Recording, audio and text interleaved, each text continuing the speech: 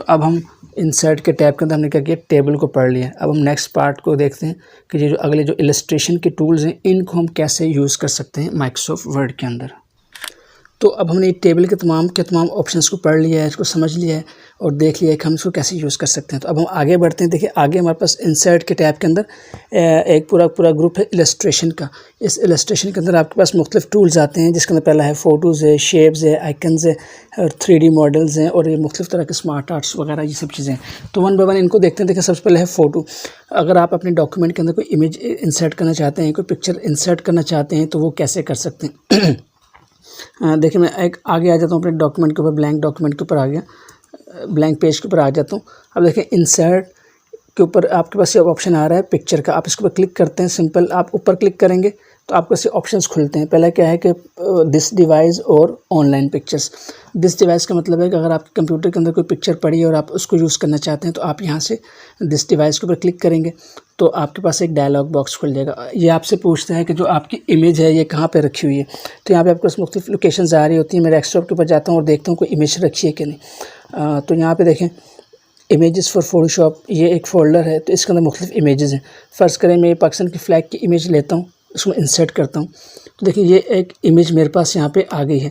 अब आप एक चीज़ नोट करेंगे, मैं सिंपल बाहर क्लिक करता हूँ आप टॉप के ऊपर टूल्स देखेंगे तो आपके पास ये व्यू है, उसके बाद हेल्प है और आगे कोई टूल नज़र नहीं आ रहा। लेकिन जब मैं पिक्चर के ऊपर क्लिक करता हूँ तो आप यहाँ पे देखिएगा आपके पास दो टैब्स, आपके पास एक टैब इजाफी आ जाएगा, इसको कहते हैं फॉर्मेट पिक्चर। आप इसके ऊपर क्लिक करते हैं तो ये टैब आपके सामने आ जाता है। आप जब डबल क्लिक करते हैं पिक्चर के ऊपर तो ये टैब ऑटोमेटिकली एक्टिवेट हो जाता है। मतलब क्या है कि ये टैब आपके सामने इसके तमाम ऑप्शंस डिस्प्ले हो जाते हैं। तो इस तरह से आप क्या कर सकते हैं, आप इंसर्ट में जाते हैं, यहाँ से आप इमेज को लेके आ सकते हैं। जब आप इमेज को लेके आते हैं या पिक्चर को लेके आते हैं तो आप उसके ऊपर मुख्तलिफ किस्म की फॉर्मेटिंग अप्लाई कर सकते हैं। पहले बेसिक से शुरू करते हैं। अगर आपने एक इमेज ऐड कर ली है और आप चाहते हैं इसको रीसाइज़ करें, छोटा करके रखना है मुझे, देखिए यहाँ पे साइड्स के ऊपर आपको नोड नज़र आ रहे होते हैं तो आप इसको पकड़ के इस तरह से ड्रैग करके इसको छोटा कर सकते हैं। आप अगर यहाँ से छोटा करेंगे तो आप इसको इक्वल रेशो के ऊपर छोटा करते हैं। लेकिन अगर आप यहाँ से पढ़ के करेंगे तो देखिए इस तरह से ज़्यादा स्ट्रेच हो जाएगी या ज़्यादा से क्लोज हो जाएगी, बेंड हो जाएगी। तो इस तरह से करें और आप नीचे से भी चाहें तो इसको कर सकते हैं, इस तरह से करके छोटा कर सकते हैं। लेकिन अगर आपके पास कोई ऐसी इमेज हो, कोई भी इमेज हो, तो कोशिश करें उसको रीसाइज़ करने के लिए आप यहाँ से इसको रीसाइज़ करें तो इससे इमेज की जो सेटिंग है वो ख़राब नहीं होती। वरना आपको बाज़ का अगर यहाँ से करते हैं तो ज़्यादा इमेज स्ट्रेच हुआ हुआ नज़र आता है, ज़्यादा खींचा हुआ नज़र आता है या ज़्यादा दबा हुआ पिंच हुआ नज़र आ रहा होता है। तो इस तरह से आप इसको कर सकते हैं। दूसरा क्या है, अब देखें मैं जब ये इमेज लेके आया तो मेरे पास मूव नहीं हो रही है। देखें मैं चाहता हूँ यहाँ पे आ जाए तो ये यहाँ पे ये मूव नहीं हो रही। क्यों मूव नहीं हो रही? क्योंकि देखिए ये यहाँ पे अगर आप गौर करते हैं तो यहाँ पे देखिए सर्कल एक कर्सर बना हुआ है। मतलब क्या है कि जैसे मैं टाइपिंग करता हूँ तो ये जो पिक्चर है ये भी ऐसा है जैसे कि टाइपिंग की हुई है, एक कर्सर के साथ ही अलाइन हुई है, लाइन के साथ अलाइन हुई है। अगर मैं चाहता हूँ इसको डी और एफ़ के दरमियान रखूँ तो देखिए मैं इसको पकड़ के ऐसे ड्रैग करूँगा, ये देखिए ये एफ़ और डी के दरमियान रखा तो अब देखें आपके शुरू में कर्सर है। सॉरी मैं थोड़ा सा जूम आउट करता हूँ, यहाँ देखें तो ये क्या हुआ है, जो इमेज है ये वर्ड बाय वर्ड साथ चल रही है।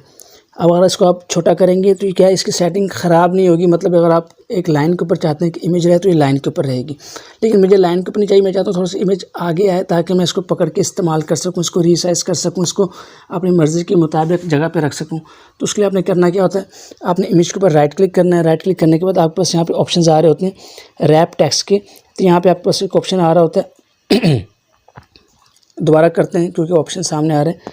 अरे ये रैप टेक्स्ट है तो यहाँ पे आपके पास ऑप्शन आता है front of text, behind text, मुख्तलिफ ऑप्शन आते हैं। तो हमने क्या करना है, यहाँ पे फ्रंट ऑफ टेक्स्ट करना है। जब मैं फ्रंट ऑफ टेक्स्ट करता हूँ तो देखें अब ये इमेज मेरे पास पकड़ने में भी आ रही है और ये भी टेक्स्ट के ऊपर आ रही है। अब मैं इसको जहाँ चाहूँ इसको मूव करके रख सकता हूँ।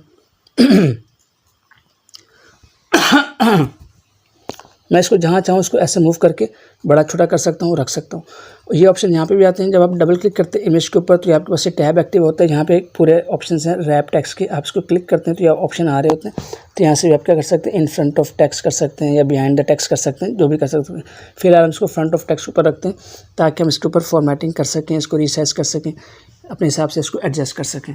तो ये होता है इमेज को एडजस्ट करने का तरीका। अगर आप अपनी सीवीज़ वगैरह में इमेज लगा रहे हैं तो आपने इसको यहाँ से रीसाइज़ करना है, और रीसाइज़ करने के बाद लेफ़्ट के ऊपर या राइट के ऊपर जहाँ पे आपने सेटिंग बनाई हुई है इमेज लगाने की, वहाँ पे आप लगा सकते हैं। ये तो होता है नॉर्मल, आप इंसर्ट में जाते हैं और इमेज लेके आते हैं।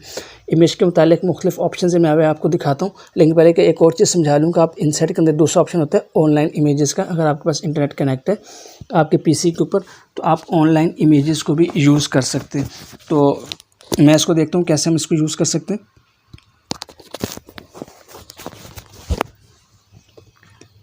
मैं इंटरनेट से कनेक्ट कर लूँ ज़रा अपना नेटवर्क जो है इंटरनेट, ताकि आपको बता सकूँ कि आप कैसे कर सकते हैं। देखें आप क्या करते हैं, आप इमेज के ऊपर क्लिक करना है, पिक्चर के ऊपर, तो आपके पास सेकंड ऑप्शन होता है ऑनलाइन इमेजेस का। तो कंप्यूटर की जो माइक्रोसॉफ्ट की गैलरी है ये ओपन हो जाती है, तो यहाँ से आप ऑनलाइन इमेजेस को भी यूज़ कर सकते हैं।